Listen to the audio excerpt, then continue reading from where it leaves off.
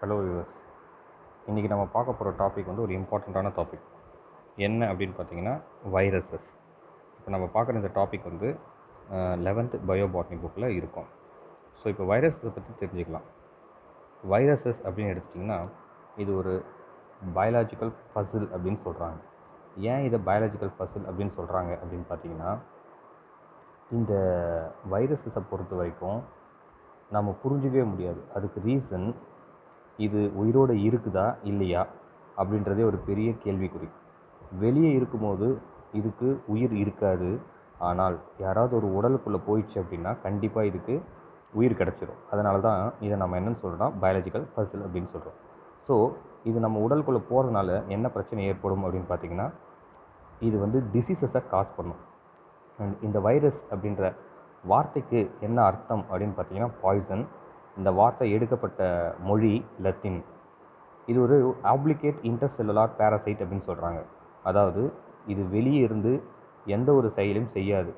ஆனால் ஒருத்தரோட உடலுக்குள்ளே போயிடுச்சுன்னா கண்டிப்பாக இதுக்கு வந்து உயிர் கிடச்சி இது அவங்க உடல்லையே வாழ்ந்து அவங்க உடலில் இருக்கக்கூடிய நியூட்ரிஷன் எல்லாத்தையும் எடுத்து அவங்களுக்கு நோயை ஏற்படுத்தும். அதனாலே இது என்னென்னு சொல்கிறாங்க அப்படின்னா இன்டர்செல்லுலார் பேரசைட் அப்படின்னு சொல்கிறாங்க. அண்டு இந்த வைரஸஸை பொறுத்த வரைக்கும் நியூக்ளிக் ஆசிட் அப்படின்ற ஒரு கண்டென்ட் வந்து இதுக்கிட்ட இருக்குது. இப்போ எப்படி எல்லா உயிரினத்துக்கும் ஜெனட்டிக் மெட்டீரியல் டிஎன்ஏ இல்லை ஆர்என்ஏ இருக்கோ அந்த மாதிரி வைரஸஸுக்கும் ஜெனட்டிக் மெட்டீரியல் இருக்குது.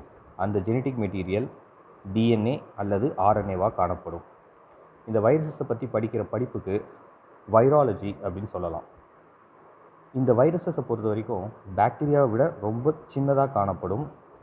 இந்த வைரஸஸோட டயாமீட்டர் எவ்வளோ ரேஞ்ச் இருக்கும் அப்படின்னு பார்த்தீங்கன்னா 20 to 300 நேனோமீட்டர். இதில் பாக்டீரியோபேஜ், இந்த படம் லெஃப்ட் சைடில் இருக்கக்கூடிய படத்தை பார்த்துங்க, அதுதான் பாக்டீரியோபேஜ். இந்த பாக்டீரியோபேஜோட சைஸ் அப்படின்னு பார்த்தீங்கன்னா 10 to 100 நேனோமீட்டர் ஆக இருக்கிறது. அதே மாதிரி டொபாக்கோ மொசைக் வைரஸ் அப்படின்னு சொல்லக்கூடிய வைரஸு 300 into 20 நேனோமீட்டராக காணப்படுகிறது. ஸோ இப்போது இதில் வந்து நம்ம முக்கியமான டாப்பிக்கே இதுதான். இதோட லிவிங் அண்ட் நான் லிவிங் கேரக்டர் நம்ம பார்க்கலாம். இப்போ வைரஸஸோட லிவிங் கேரக்டர் அப்படின்னு பார்த்தீங்கன்னா இந்த நியூக்ளிக் ஆசிட் புரோட்டீன் அப்படின்றது உயிரோடு இருக்கக்கூடிய வைரஸஸில் காணப்படும். அது மட்டும் இல்லாமல் இங்கே இந்த வைரஸ் உயிரோடு இருக்கும்பொழுது மியூட்டேஷன் கண்டிப்பாக நடக்கும். மியூட்டேஷன் அப்படின்னா திடீர் மாற்றங்கள். நம்ம பார்த்துருப்போம் கொரோனா காலத்தில் முதல் வந்த ஒரு கொரோனா மாதிரியே மறுபடியும் இன்னொரு கொரோனா வந்திருக்கு அப்படின்றத நமக்கு சொன்னாங்க. அதுக்கு ரீசன் அது வந்து மியூட்டேஷன் பண்ணிக்கும், தன்னைத்தானே மியூட்டேட் பண்ணிக்கும். அண்ட் மூணாவதாக சொல்லப்படுறது என்னென்னு பார்த்தீங்கன்னா அதுக்கு வந்து எபிலிட்டி, மல்டிபிள் ஆகக்கூடிய எபிலிட்டி வந்து இந்த வைரஸஸ்க்கு அதிகமாக உண்டு. இது மட்டும் இல்லாமல் இது இன்ஃபெக்ட் பண்ணும், எல்லாரையும் இன்ஃபெக்ட் பண்ணி லிவிங் பீயிங் எல்லாருக்குமே டிசீசஸை காஸ் பண்ணும். அண்ட் இது நம்ம உடலுக்குள்ளே இருந்தால் கண்டிப்பாக இரிட்டபிலிட்டி இருக்கும். உயிரோடு இருக்கக்கூடிய வைரஸஸ்களுக்கு இந்தந்த கேரக்டர் உண்டு. கடைசியாக ஹாஸ்ட் ஸ்பெசிஃபிக் அப்படின்னு சொல்கிறாங்க.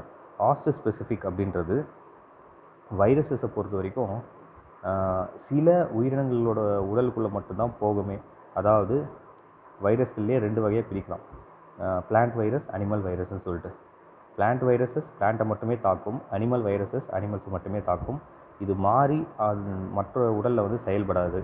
அங்கே போனால் அதுக்கேற்ற என்வரான்மெண்ட் கிடைக்காததுனால அதால் செயல்பட முடியாது. அண்ட் நான் லிவிங் கேரக்டர்ஸ் அப்படின்னு பார்க்கும்போது இந்த வைரஸஸ் வெளியே இருக்கும்போது கிறிஸ்டலைஸாக நம்மளால் மாற்ற முடியும். அண்டு இதுக்கு பொறுத்த வரைக்கும் மெட்டபாலிசம் இருக்கவே இருக்காது. ஏன்னா வெளியே இருக்கும்போது அது ஒரு தூசு மாதிரி தான். இன்ஆக்டிவ், எப்போவுமே ஒரு அவுட் சைடு ஹாஸ்ட் இருந்துச்சுன்னா எப்போவுமே இன்ஆக்டிவாக தான் இருக்கும். அதே மாதிரி இதுக்கு எதுவும் ஃபங்க்ஷனல் கேரக்டர்ஸ் கிடையாது. இந்த கொஷினை கண்டிப்பாக ஒரு 3 மார்க்லேயோ இல்லை 5 மார்க்லேயோ கேட்கறதுக்கான வாய்ப்பு இருக்குது. இந்த டாபிக் உங்களுக்கு பிடிச்சிருந்தால் லைக் பண்ணுங்கள். கண்டிப்பாக சேனலை சப்ஸ்கிரைப் பண்ணுங்கள். தேங்க்யூ.